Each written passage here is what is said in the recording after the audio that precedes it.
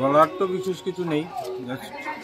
গত নবমীর দিনে আমাদের 10,323-এর একজন শিক্ষক অভাব অনটনের কারণে পরিবার প্রতিপালন করতে পারছে না বলে ট্রেনের সামনে ঝাঁপ দিয়ে আত্মহত্যার পথ বেছে নিয়েছিল।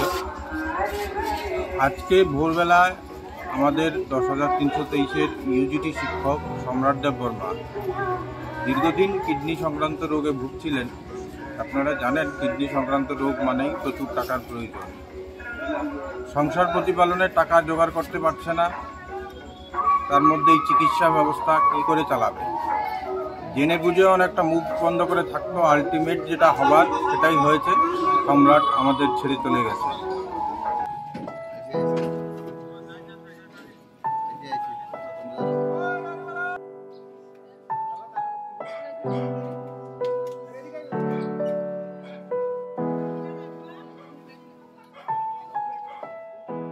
Don't forget to like, share and subscribe to East Mojo. For any queries, put them down in the comments section below and press on the bell icon for notifications.